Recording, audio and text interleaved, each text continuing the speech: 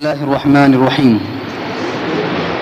عن حذيفة رضي الله تعالى عنها قال: صليت مع النبي صلى الله عليه وسلم ذات ليلة فافتح البقرة فقلت يركع عند الماء 100 ثم مضى فقلت يصلي بها في ركعة فمضى فقلت يركع بها ثم افتتح النساء فقرأها ثم افتتح آل عمران فقرأها يقرأ مترسلا إذا مر بآية فيها تسبيح سبح وإذا مر بسؤال سأل وإذا مر بتعوذ تعوذ ثم ركع إلى آخره.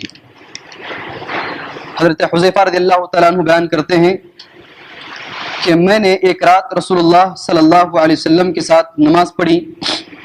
آپ صلی اللہ علیہ وسلم نے سورہ بقرہ شروع کی اور میں نے دل میں کہا کہ آپ شاید 100 آیتوں پر رکوع کریں گے. پھر آپ صلی اللہ علیہ وسلم آگے بڑھ گئے.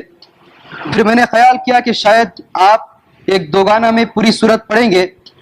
پھر آپ صلی اللہ علیہ وسلم آگے بڑھ گئے. پھر میں نے خیال کیا کہ آپ پوری سورت پر رکوع کریں گے. پھر آپ نے سورہ نساء شروع کر دی اور اس کو بھی تمام پڑھا. پھر آپ نے سورہ آل عمران شروع کر دی اور آپ ٹہر ٹہر کر پڑھتے. جب گزرتے تھے کسی ایسی آیت میں جس میں تسبیح ہوتی تھی اللہ کی تو آپ سبحان اللہ کہتے, اور جب کسی ایسی آیت سے گزرتے جس میں سوال ہوتا تو آپ سوال کرتے, اور جب کسی ایسی آیت سے گزرتے جس میں اللہ نے یعنی تعوذ پناہ مانگنی ہوتی تو آپ اس آیت میں پناہ مانگتے. اس حدیث کو امام مسلم رحمۃ اللہ علیہ نے کتاب الصلاۃ المسافرین کے اندر ذکر کیا ہے. یہ صحیح مسلم ہے جو آپ کے سامنے رکھی ہوئی ہے.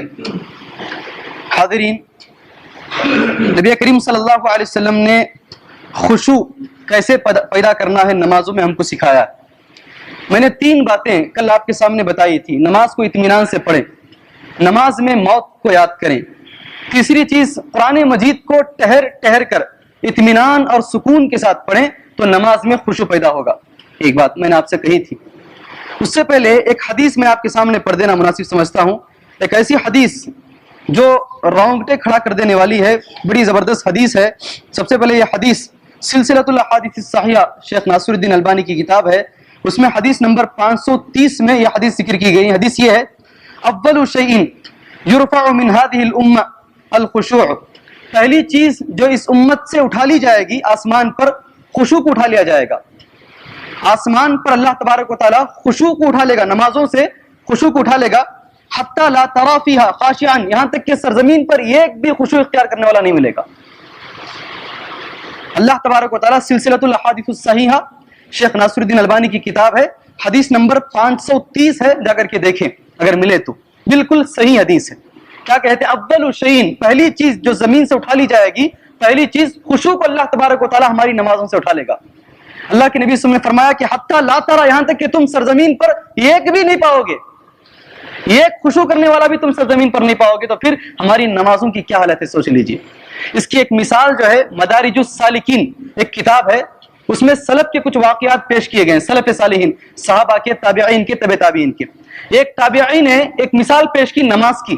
وہ مثال ہمارے لیے بہتر ہے. مثال یہ ہے, نماز کی مثال لونڈی کی طرح ہے. غصہ نہ کیجیے, پورا واقعہ بتاؤں گا میں, بعد میں سوچ لیے. لونڈی کی طرح, یعنی پرانے زمانے میں بادشاہوں کی خدمت میں تحفے کے طور پر لونڈی کو پیش کیا جاتا تھا.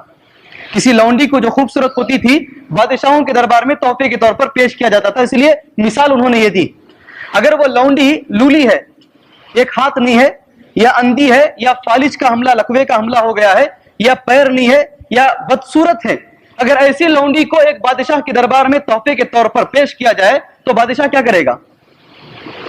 کیا کرے گا ایسی لونڈی کے بارے میں؟ ایسے تحفے کا کیا کرے گا؟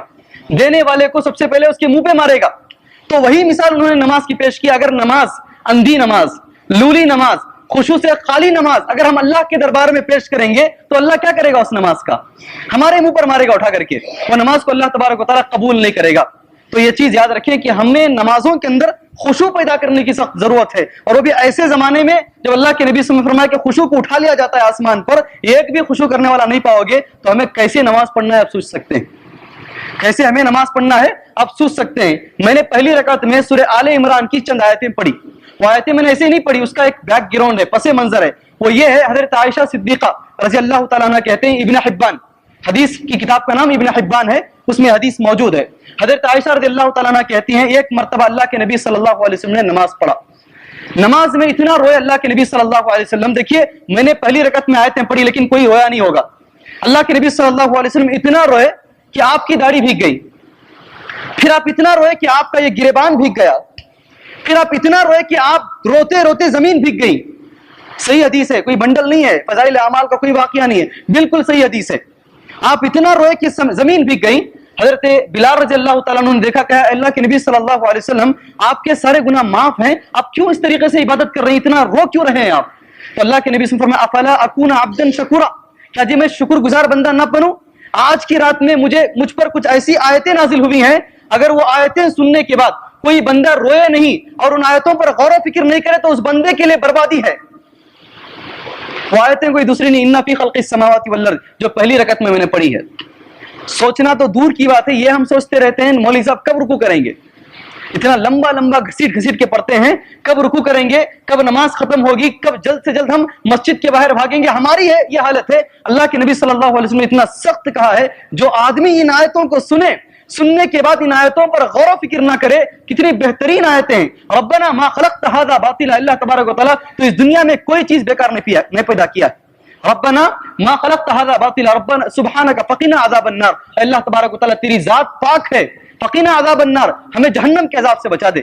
اس کا ترجمہ بتا رہا ہوں تاکہ آپ لوگ آئندہ کوئی پڑھے تو سوچو اس کے بارے میں. فقنا عذاب النار، ربنا اللہ تبارک و تعالیٰ جس کو تو جہنم میں داخل کر دے اس کے ساتھ اس سے بڑی رسوائی اور کچھ نہیں ہے.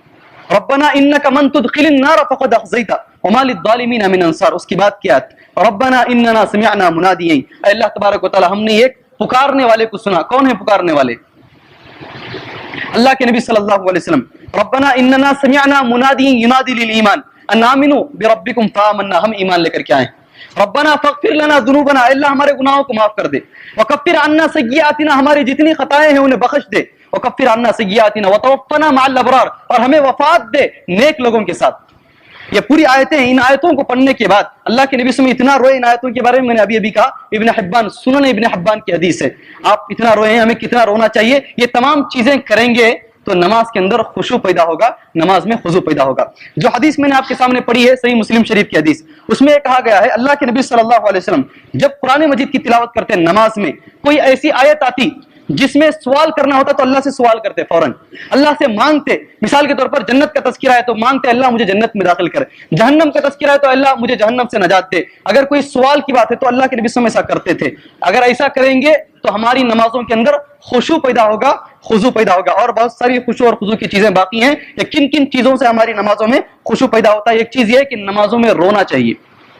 آج کی جو بات معلوم ہوئی، نمازوں کے اندر رونا چاہیے. جب سوال کی آیت آتی ہے تو سوال کرنا چاہیے اللہ تبارک و تعالیٰ سے. جب جہنم کا تذکرہ آتا ہے تو اللہ سے پناہ مانگنا چاہیے. وہ سارے نوجوان جو آ کر کے بار بار شکایت کرتے ہیں مولوی صاحب میں نماز میں کھڑتا ہوں میرا ذہن یہاں وہاں چلا جاتا ہے، میں نماز میں کھڑتا ہوں مجھے نماز میں کھڑے جیسا نہیں رہتا، بس نماز پڑھ رہا ہوں جا رہا ہوں. ان لوگوں کو چاہیے کہ ان باتوں پر عمل کریں. انشاءاللہ تمہاری نمازوں کے اندر دم پیدا ہوگا، تمہاری نمازوں کے اندر روح آئے گی، تمہاری نمازوں میں خشوع اور خضوع پیدا ہوگا. اللہ سے دعا ہے اللہ تبارک و تعالیٰ ہماری نمازوں میں خشوع پیدا کرے. آمین. وصلی اللہ علیہ نبی الکریم. السلام علیکم.